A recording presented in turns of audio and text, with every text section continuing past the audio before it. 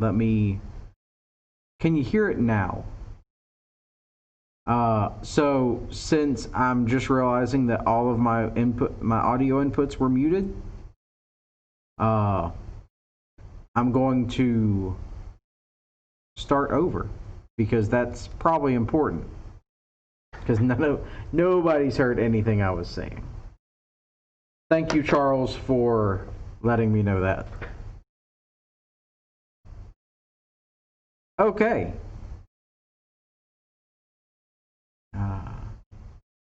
Let me put this up so that I know when I restarted. Just let that sit for a couple minutes.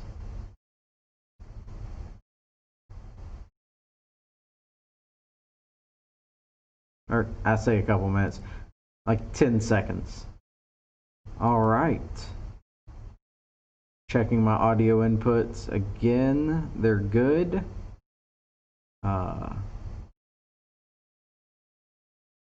Yeah, that sucked. Okay. In order to induce electrical energy into a conductor, 4 minutes of no audio. Shit. Into a conductor or generator, what three factors must be present? Well, we've got conductor, heat, magnetic field, relative motion, rotation. You need to have a conductor, you need to have magnetic field, and relative motion. Induction is calculated by however many times a conductor cuts through the lines of flux in a magnetic field. For it to cut through, it has to have relative motion. Yes, phone, I have heard. Okay. So that gives us 1, 3, and 4. This next one is frequency, as a measure of how often a waveform is completed in relation to time. That frequency, that's how many cycles of the sine wave in a second. So it's all the way up, down, and back. There is a formula to look at on page 34 that we will get to on some of the last questions, questions 7 and 8. Use that formula. We will get to that whenever we get there.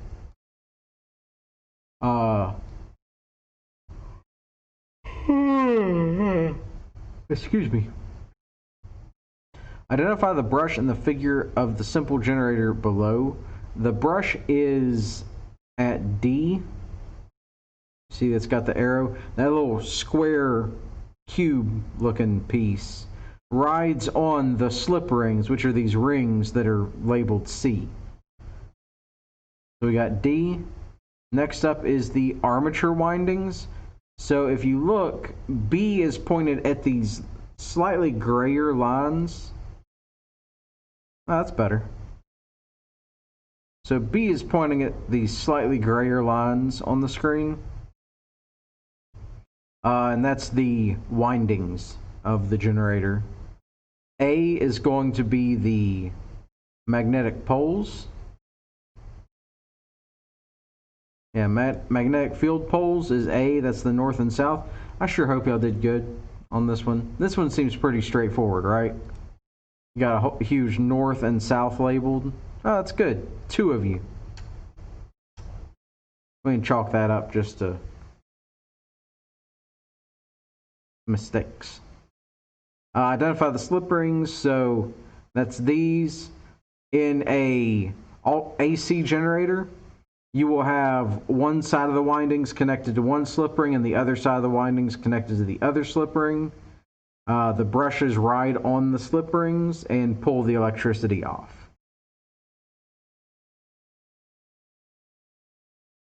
Okay. The output of a 2-pole generator rotating at a speed of 3,600 RPMs would be blank hertz. All right, so on page 34, I hope there's enough light for you guys. If you look, there is a formula right here, and it is 120 times frequency over number of poles is your speed. So let me open up Paint.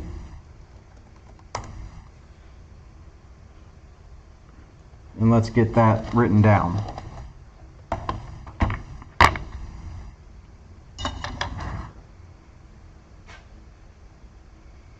Okay, so we have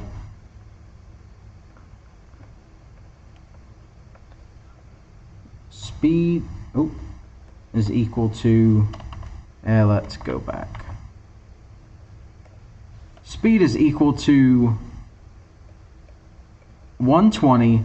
This 120 is a constant. It's not a, am I broadcasting double? This is annoying. I certainly hope that's better.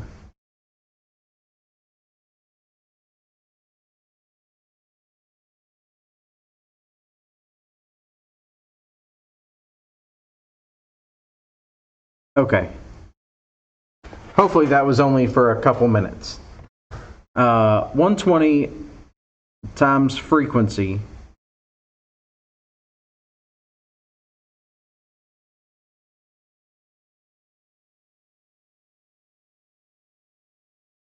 over 120 times frequency over number of poles.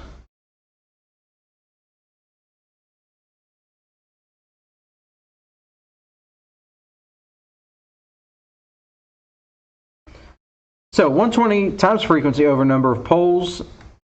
The question we were given was the output of a two-pole generator rotating at a speed of 3,600 RPM. So we know 3,600 equals 120 times F over 2. This should be pretty simple to work out. Like I was saying, if you look on page 34, it will explain right in here. It says synchronous speed is the exact speed the generator must spin to develop the desired frequency output. We were given the speed, so we're going to work backwards from there. 120 is a constant that results from converting cycles per second to revolutions per minute, a factor of 60, and converting the number of poles from actual pole faces to pairs of poles, a factor of 2, yielding a constant conversion of 120. Frequency is measured in hertz, and number of poles will be an even number.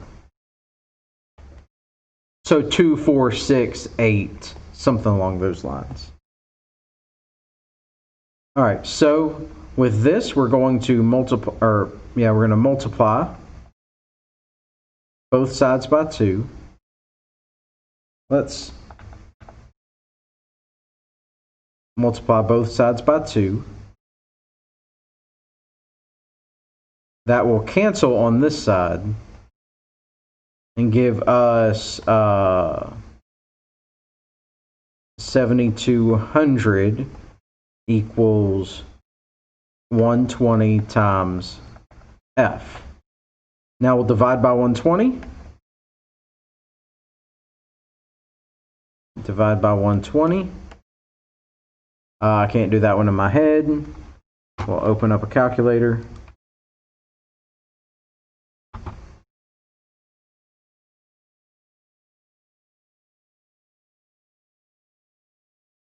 $7,200 divided by 120 is 60. Minimize that. So we end up with 60 is equal to F, or frequency. So that gives us, the answer is 60. Come back here. See how we did? We got 56%. All right. Now that we're done with the book, Well, we're not done with the book, but we've learned the thing out of the book. All right, so now let's go back here. The answer is 1800 RPM on this one, and I did show an explanation. Here is that, oh, that's tiny. Here is that formula. And you can see they plugged in the numbers and got the RPM. I will work that in Paint. Just give me a second. Okay, so we have 60 hertz and 4 poles. So we have S is equal to 120 times 60 divided by 4. I wrote 6, meant to write 60. All we need here is a calculator. Clear. So we have 120 times 60 divided by 4. 1800. That is 1800 RPM. That was 60 hertz. And that's it. That's all you needed to do. We are right at 15 minutes, even though I had to repeat myself. I will be editing this video for sure.